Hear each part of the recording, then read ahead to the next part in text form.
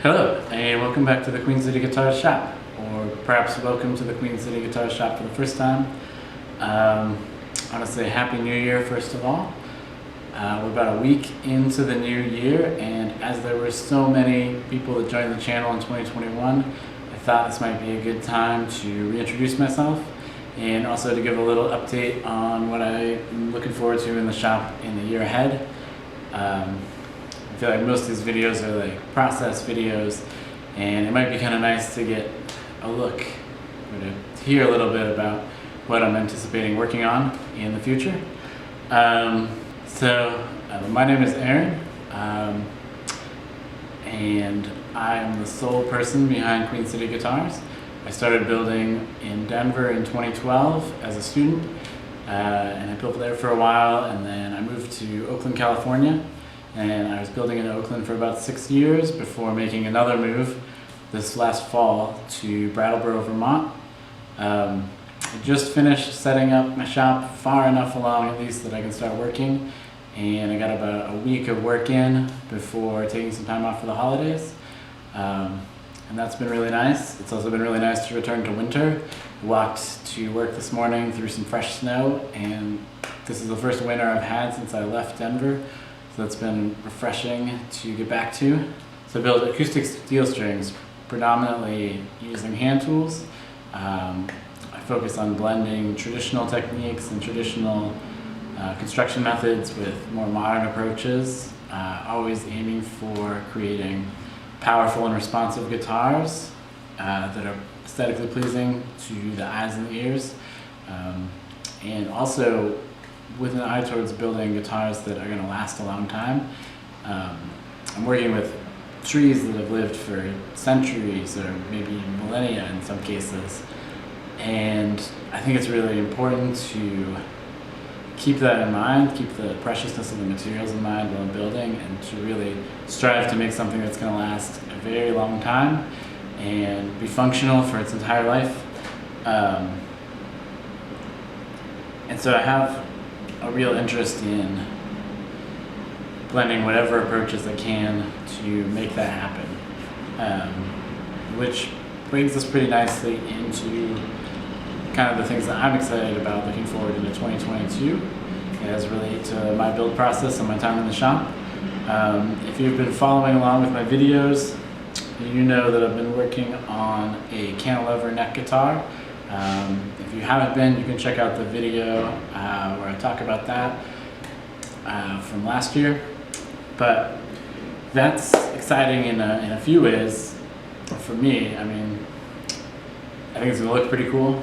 A flyover cantilever that's well executed is always aesthetically pleasing, I think.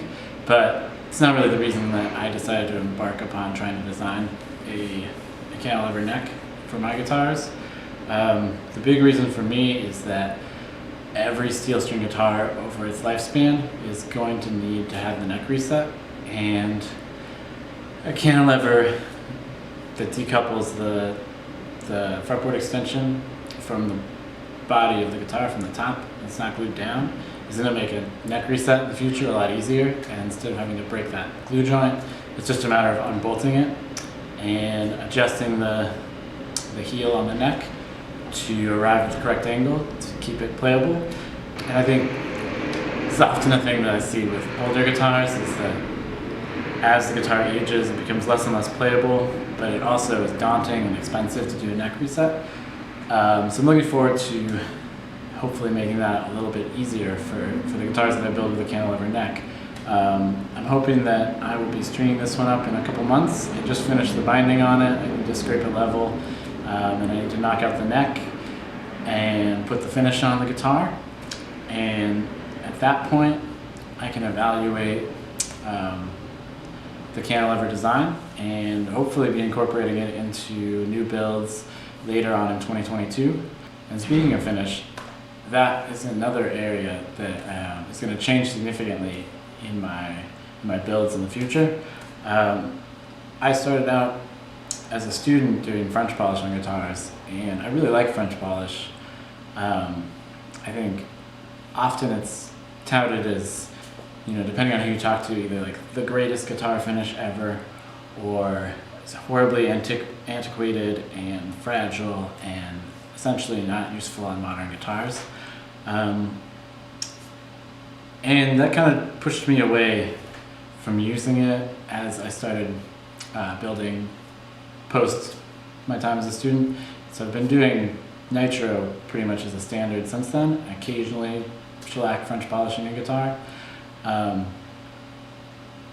But through the experience of seeing older guitars coming in for repair, and I was working at a museum a year ago and kind of becoming acquainted with conservation mindset that the conservationists of the museum have, I've come more and more to think that actually I like shellac better. I don't think it's super fragile. My old shop had shellac wood floors, and wood floors are subject to way more abuse than a guitar ever should be. And those floors, and generally old shellac floors, they survive pretty well. It's not as fragile. Nitro perhaps gets a little nudge because there's really nothing that you're going to be interacting with in your daily life that will dissolve nitrocellulose lacquer. But shellac can also be a very durable, long-lasting finish. It can be a beautiful finish. I've seen very old shellacked guitars in my shop in Oakland that were pristine, and I've seen very old nitro guitars that were just completely trashed. The finish was just completely wrecked. I think it has more to do with how you take care of a guitar than whether you have a shellac finish or a nitro finish. I post updates on my website, and I have a little bit more in-depth talk about sort of my thought process. It's still like not my full thought process on finishes, but if you're interested, you can check that out on our website. So yeah, I'm excited for that change. I like the process of French polishing a lot more than I like the process of lacquering. So that'll be a cool thing to do. My other big hope for 2022, and it has a lot to do with the move to Brattleboro, is that I'm hoping that I'll have a lot more time to actually be in the shop, not living in one of the most expensive cities in the country and having to afford rent there.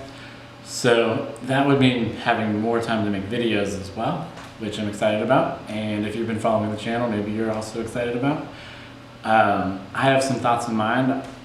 Speaking of French polish, potentially a French polish primer. I'm not sure. There's a joke that I've read, I feel like, in a few forums, that if you ask 10 luthiers how a procedure for French polish, you'll get 14 answers. We'll see if that's in the works for 2022. I'm not sure. I would like to make some videos specifically on hide glue, because I'd like to see hide glue incorporated more in the guitar making world. I think it is, in fact, the best glue to make guitars out of, instruments in general, and to make anything that you anticipate will need to be repaired in the future. I think it makes a lot of sense. So I'm super interested in advocating for hide glue and in creating videos explaining how I use it and how it's really not that much more difficult to work with, and in some ways it's a lot easier to work with than more modern glues.